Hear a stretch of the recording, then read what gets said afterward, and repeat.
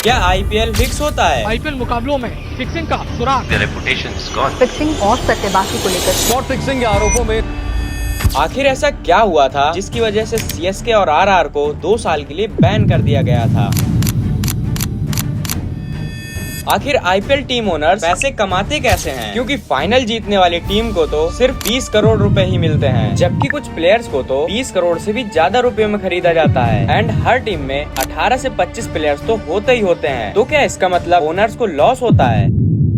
तो आइए सबसे पहले जानते हैं कि आखिर आईपीएल टीम ओनर्स पैसे कैसे कमाते हैं। एंड इस वीडियो को पूरा एंड तक देखना, क्योंकि इस वीडियो को पूरा देखने के बाद आपको कंफर्म हो जाएगा कि आईपीएल फिक्स होता है या नहीं। तो अभी आप लोग सोच रहे होंगे कि जब फाइनल जीतने वाली टीम को सिर्फ 20 करोड़ रुपए ही मिलते हैं और कुछ प्लेयर्स को तो 20 करोड़ से भी ज्यादा रुपयों में खरीदा जाता है, तो इसका मतलब है कि ओनर्स लॉस में ही रहते होंगे। लेकिन ऐसा नहीं है। तो ये बात बिल्कुल सही है। फाइनल जीतने वाली टीम को सिर्फ 20 करोड़ रुपए ही मिलते हैं एंड कुछ प्लेयर्स को 20 करोड़ से भी ज्यादा रुपयों में खरीदा जाता है। लेकिन इसका मतलब ये नहीं है कि ओनर्स लॉस में रहते हैं, क्योंकि अगर ओनर्स लॉस में रहते तो 19 साल से आईपीएल कंटिन्यूअसली चल नहीं रहा होता। तो देखो, ओनर्स को इन 20 करोड़ रुपयों से कोई मतलब नहीं होता है और ना ही उन्हें उनकी टीम की हार जीत से मतलब होता है, क्योंकि चाहे उनकी टीम हारे या जीते, ओनर्स को प्रॉफिट होगा ही होगा। क्योंकि ओनर्स का प्रॉफिट उनकी टीम की हार जीत पे डिपेंड ही नहीं करता। क्योंकि अगर ओनर्स को सिर्फ टीम के जीतने पर ही पैसे मिलते तब तो वो हमेशा लॉस में ही रहते, क्योंकि आईपीएल में खेलती है 10 टीमें और उनमें से सिर्फ एक ही टीम फाइनल जीतती है। एंड फाइनल जीतने वाली टीम को भी सिर्फ 20 करोड़ रुपए ही मिलते हैं। एंड ओनर को 18 से 25 प्लेयर्स खरीदने होते हैं, मैनेजमेंट की सैलरी, कोचेस की सैलरी, टीम के आने जाने का खर्च, खाने पीने का खर्च, और हर मैच में जितने प्लेयर्स खेलते हैं उनको मैच फीस भी देनी होती है। एंड इनके साथ साथ और भी कई खर्च होते हैं जो कि सारा कुछ ओनर को ही करना पड़ता है। तो इस हिसाब से तो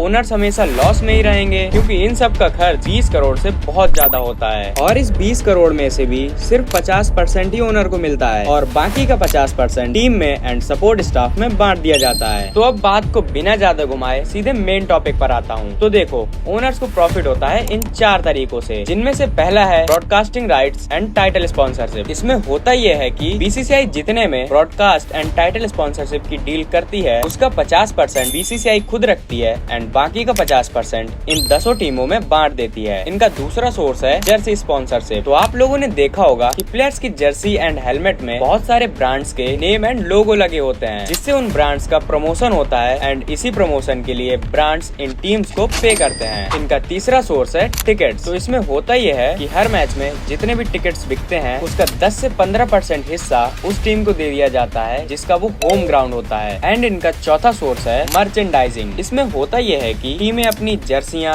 टोपियां और साइन बैट्स एंड और भी बहुत सारी चीजें ऑनलाइन एंड ऑफलाइन बेचकर प्रॉफिट कमाती हैं। एंड इन्हीं के साथ साथ हर साल टीम्स की वैल्यूएशन भी बढ़ती जाती है, जिससे जब भी ओनर टीम्स को बेचते हैं तब भी उन्हें मोटा प्रॉफिट होता है। इसीलिए ओनर्स को टीम की हार जीत से फर्क नहीं पड़ता। तो अब बात करते हैं कि क्या आईपीएल फिक्स होता है या नहीं। तो इसका जवाब है नहीं, क्योंकि आईपीएल एक बहुत बड़ी लीग है एंड अभी के टाइम पे इसमें फिक्सिंग करना इम्पॉसिबल है। लेकिन कुछ मैचेस होते हैं जो लास्ट ओवर तक जाते हैं एंड एकदम थ्रिलर मैच होते हैं, जिन्हें देखकर लगता है कि कहीं आईपीएल फिक्स तो नहीं है। लेकिन ऐसा होता नहीं है, क्योंकि अगर मैच फिक्स होता है तो वो बड़े बड़े बुकीज प्लेयर्स को पैसों का लालच देकर कराते हैं। लेकिन अभी के टाइम पे टीम्स के द्वारा प्लेयर्स को इतने मोटे अमाउंट में खरीदा जाता है कि कोई प्लेयर शायद ही फिक्सिंग करेगा। तो इसीलिए अभी के टाइम पे ये कहना गलत होगा कि आईपीएल फिक्स होता है। लेकिन आज से कुछ साल पहले आईपीएल में स्पॉट फिक्सिंग का केस पाया गया था, जिसकी वजह से सीएसके और आरआर को 2 साल के लिए बैन कर दिया गया था। तो सीएसके एंड आरआर बैन तो रही थी 2016 एंड 2017 के आईपीएल सीजन के लिए, लेकिन इनके बैन होने का रीजन था 2013 का आईपीएल सीजन, क्योंकि 2013 में आरआर के को owner Raj Kundra and CSK के टीम ऑफिशियल गुरुनाथ मेयप्पन पर स्पॉट फिक्सिंग एंड बैटिंग के आरोप लगाए गए थे। अब आप लोग सोच रहे होंगे कि जब आरोप 2013 में लगाए गए थे तो टीम्स को उसी समय बैन क्यों नहीं कर दिया गया, 2016-17 के लिए क्यों किया गया। तो देखो, 2013 में सिर्फ आरोप लगाए गए थे एंड तब ये आरोप साबित भी नहीं हुआ था। इसीलिए 2013 में जब ये आरोप लगा देन इस केस की जिसकी जांच पड़ताल और सबूत ढूंढने में 2 साल लग गए और फिर जब ये आरोप साबित हो गया तब जाकर जुलाई 2015 में इन दोनों टीम्स पर 2 साल के लिए यानी कि 2016 और 2017 के आईपीएल सीजन के लिए बैन लगा दिया गया। एंड इस स्पॉट फिक्सिंग में जो खिलाड़ी शामिल थे वो थे एस श्रीसंत, अंकित चौहान एंड अजीत चंदीला। पहले तो बीसीसीआई ने इन सब पर इंडियन क्रिकेट से लाइफ टाइम के लिए बैन लगा दिया, बट फिर कुछ सालों बाद इन सब पर से लाइफ टाइम के बैन को हटा दिया।